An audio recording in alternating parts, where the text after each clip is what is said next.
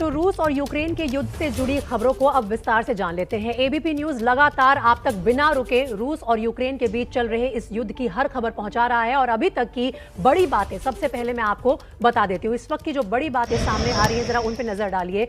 हमले का आज तीसरा दिन है और यूक्रेन पर हमला लगातार तेज हो रहा है रशिया की तरफ से। राजधानी कीव हमारे कब्जे में है। फिलहाल यूक्रेन ने यह दावा किया है कि कीव रशिया के कब्जे में नहीं गया है। वहीं अगर बात करें यूएनएससी की तो वहां भारत वोटिंग से दूर रहा। निंदा प्रस्ताव जारी किया गया था रशिया के खिलाफ, लेकिन उसमें भारत ने हिस्सा नहीं लिया। दिल्ली में आज कैबिनेट कमेटी ऑन सिक्योरिटी की बैठक है और उसकी जो बड़ी बैठक होगी उसकी जो तमाम अपडेट्स आएंगी वो भी हम लगातार आप तक लाते रहेंगे। साथ ही आज भारत से 3 विमान यूक्रेन के लिए रवाना हो रहे हैं और पड़ोसी देशों में भी जाएंगे, क्योंकि वहां जो लोग फंसे हैं, जो भारतीय फंसे हैं, उन्हें निकालना अब बिल्कुल हो गया है। आपको ये 3 तस्वीरें हम दिखा रहे हैं। जंग के तीसरे दिन यूक्रेन पर रूस के हमले और तेज हो गए हैं। तबाही के बीच यूक्रेन के कई हिस्सों में लोग बंकरों में छुपे हैं, उसकी भी तस्वीरें लगातार सामने आ रही हैं। लोगों के लिए शेल्टर होम बनाए गए हैं और उसमें बड़ी तादाद में लोग छुपे हुए हैं।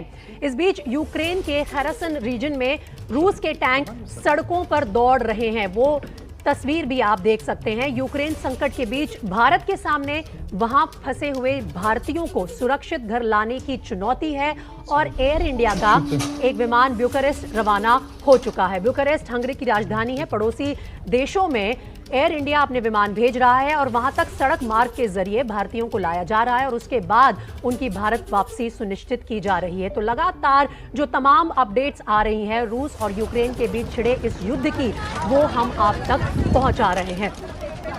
रोमानिया बॉर्डर की ये तस्वीरें देखिए। यहां पर लगातार ट्रैफिक की भी खबरें आ रही हैं, क्योंकि भारी तादाद में सभी देश जिनके नागरिक फंसे हुए हैं यूक्रेन में, वो कोशिश कर रहे हैं कि रोमानिया बॉर्डर के जरिए उन्हें पहले तो सुरक्षित एरिया में लेके आया जाए। और ये सैटेलाइट तस्वीरें हैं रोमानिया बॉर्डर को दर्शाती हुई। वहां देखिए भारी तादाद में आपको दिखेगा कि ट्रैफिक जैम भी लगा हुआ है, क्योंकि लोग सड़क मार्ग से रोमानिया में घुसने की कोशिश कर रहे हैं और वहां से फिर वो अपने अपने देश की फ्लाइट पकड़ रहे हैं। भारत ने भी यही रास्ता अपनाया है, क्योंकि यूक्रेन में इस वक्त किसी भी विमान को उतारना असंभव स्थिति हो गई है। तो पड़ोसी राज्यों के, पड़ोसी मुल्कों के जरिए ही लोगों को वहां से सुरक्षित निकाला जा रहा है। सैटेलाइट इमेजेस आप देखिए रोमानिया बॉर्डर की। यहां पर लगातार जाम लगा हुआ है, लोग निकलने की कोशिश कर रहे हैं और हर तरह की कोशिश हो रही है कि सुरक्षित अपने नागरिकों को हर देश निकाल ले। तो हमारे साथ यूक्रेन की राजधानी कीव से भी जो अपडेट आएगी वो हम आप तक पहुंचाएंगे। लेकिन रोमानिया बॉर्डर पे इस वक्त क्या स्थिति है और लगातार वहां पे क्या आ रहा है, ये ग्राफिक्स के जरिए हम आपको बताते हैं। देखिए यूएनएससी में, यानी कि यूनाइटेड नेशन सिक्योरिटी काउंसिल में रूस के खिलाफ निंदा प्रस्ताव उतारा गया था। अब उसमें किन देशों ने वोट किया और कौन से देश वोट से दूर रहे। सबसे बड़ी बात यह है कि भारत, चीन और यूएई, ये 3 देश हैं जिन्होंने अपना वोट नहीं डाला।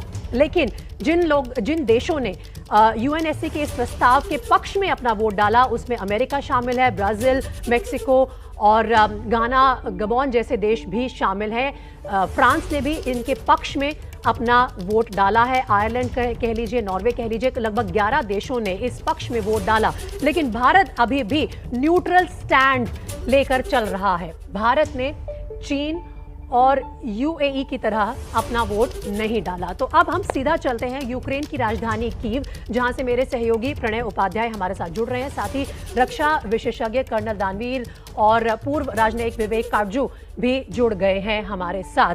तो सबसे पहले प्रणय, मैं आपसे ग्राउंड जीरो की अपडेट लेना चाहती हूँ। आज सुबह की क्या खबर है? यूक्रेन और रशिया के बीच युद्ध का तीसरा दिन और लगता है कि हमला लगातार बढ़ ही रहा है। बातचीत के जरिए जो रास्ता निकालने की कोशिश हो रही थी वो किसी तरफ जा नहीं रही है इस वक्त।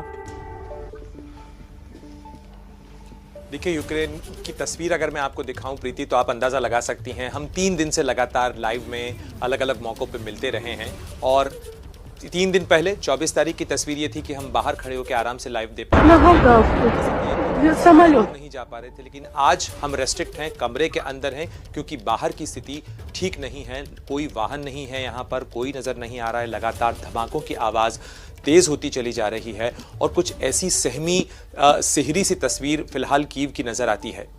जी ठीक है प्रणय, हालात तो लगातार गंभीर है ही। मैं साथ ही विवेक काटजू साहब के पास भी जाना चाहूंगी और उनसे ये समझने की कोशिश करती हूँ। विवेक काटजू जी, भारत ने जो ये निर्णय लिया कि यूएनएससी के निंदा प्रस्ताव से हम दूर रहेंगे, चाहते ना चाहते हुए भी हम एक बार यूनाइटेड नेशन सिक्योरिटी काउंसिल में चीन के साथ खड़े नजर आ रहे हैं। इस वक्त क्या न्यूट्रल स्टैंड ही एकमात्र रास्ता है भारत के सामने या कुछ कड़ा स्टैंड लेना होगा? न्यूट्रल स्टैंड तो हमने लिया है, लेकिन जो हमारा स्टैंड था अभी तक और जो कल स्टेटमेंट आई भारत की न्यूट्रल स्टैंड लेने के बाद, यानी वोट से हमने गुरेज किया, हम वोट नहीं देंगे, उसमें बहुत परिवर्तन है। पहले हम कहते थे कि हर राज्य के जो सामरिक हित हैं उनको देखना चाहिए और राष्ट्रों, इसका तात्पर्य हर देश लगा रहा था कि भारत रूस की तरफ झुक रहा है। इस बार जो हमारा एक्सप्लेनेशन ऑफ वोट है या हमारी स्टेटमेंट थी, उसमें हमने इसका जिक्र नहीं किया। उसके अलावा हमने ये भी कहा कि हर देश की जो भूमि है या जिसको सॉवरेनिटी और टेरिटोरियल इंटेग्रिटी का उल्लंघन नहीं करना चाहिए, सबको उसकी इज्जत करनी चाहिए। अब रूस ने तो जो हमला बोला है उससे यूक्रेन की जो टेरिटोरियल इंटेग्रिटी है उसको भंग किया है। अगर हम डोनेट्स्क को, लुहांस्क को भी छोड़ दें, क्रीमिया को छोड़ दें, जो तो 2014 में हुआ था, लेकिन इस बार तो रूस का जो इन्वेजन है या हमला, वो आक्रमण है, वो साफ सबको जाहिर है। तो इसलिए न्यूट्रल स्टैंड तो लिया है, लेकिन मुझे लगता है कि अमेरिका और यूरोप के देशों से हमारी बहुत एक वार्ता चल रही है। हमारे विदेश मंत्री उनके विदेश मंत्रियों से बात कर रहे हैं, तो उन्होंने कुछ न कुछ तो हम पर ये दबाव डाला है कि जो पहले की जो भारत का जो स्टैंड था और जो अब है, जो रूस की तरफ पहले झुकता था, वो तो अब नहीं रह सकता, और हमने उस एडजस्टमेंट की है।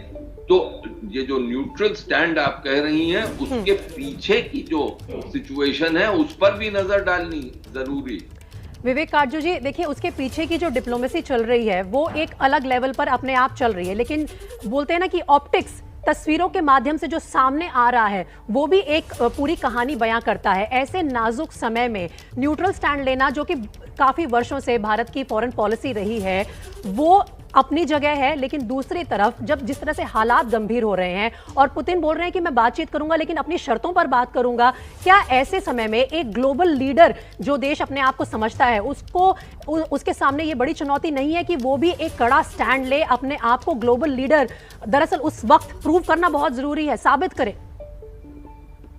देखिए, ग्लोबल लीडर का तात्पर्य ये नहीं कि अपने सामरिक हित, अपने राष्ट्रीय हितों को त्यागा जाए। हमारे जो हित हैं रूस में, रक्षा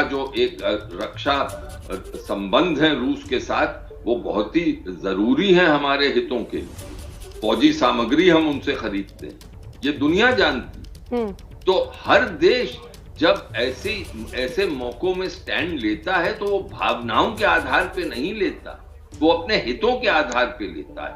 हाँ, हमने अपने स्टैंड में तब्दीली की है और उसको हम ही नहीं, अमेरिका और यूरोप के देश भी रिकॉग्नाइज करेंगे। वो समझेंगे कि भारत ने अपनी तरफ से एडजस्टमेंट की है, और मुझे पूरा यकीन है कि रूस को ये अच्छा नहीं लगेगा, क्योंकि रूस अभी तक तारीफ कर रहा था हमारी स्टैंड। लेकिन एक और जो आपने कहा कि चीन ने भी ये स्टैंड लिया, चीन और रूस के जो संबंध है वो बहुत ही घनिष्ठ।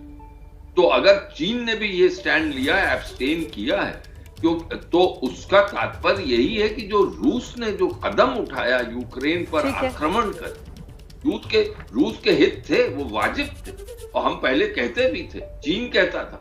लेकिन आज के दिन ऐसा इन्वेजन दूसरे देश में वो विवेक काटजू साहब, या वो गले से इस मुद्दे पर चर्चा हम जारी रखेंगे और यूक्रेन की राजधानी कीव में मेरे सहयोगी प्रणय जो मौजूद हैं उनसे भी लगातार अपडेट लेंगे। कर्नल दानवीर भी हमारे साथ जुड़ेंगे और रशिया के बीच मेरे साथ कर्नल दानवीर रक्षा विशेषज्ञ स्टूडियो में जुड़ गए हैं और उनसे भी बात करेंगे। लेकिन पहले मैं आपको एक बार फिर लिए चलती हूँ यूक्रेन की राजधानी कीव, जहां से प्रणय उपाध्याय हमारे साथ जुड़े हुए हैं। एबीपी न्यूज लगातार लाइव अपडेट्स आप तक ले रहा है प्रणय के जरिए। प्रणय, बात करनी होगी कि इस वक्त जो हालात है वहां बहुत गंभीर है, आपने हमें ब्रेक से पहले बताया था, लेकिन नेटो की तरफ से क्या कोई कमिटमेंट मिला है यूक्रेन को, या पड़ोसी राज्यों की तरफ से कोई उनकी मदद के लिए आएगा, उसको लेके क्या अपडेट है?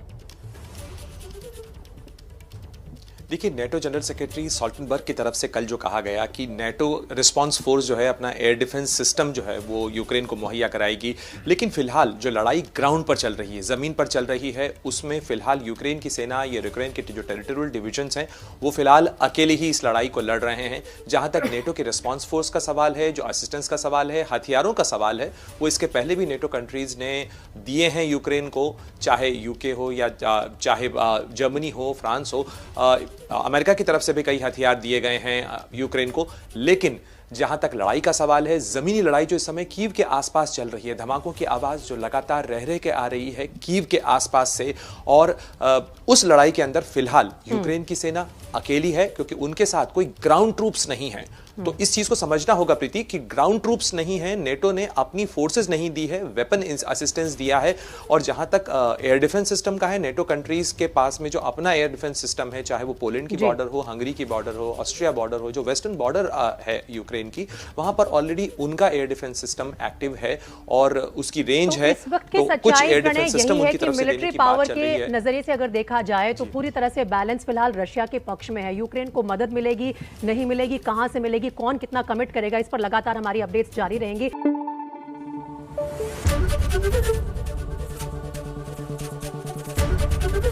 एबीपी न्यूज आपको रखे आगे।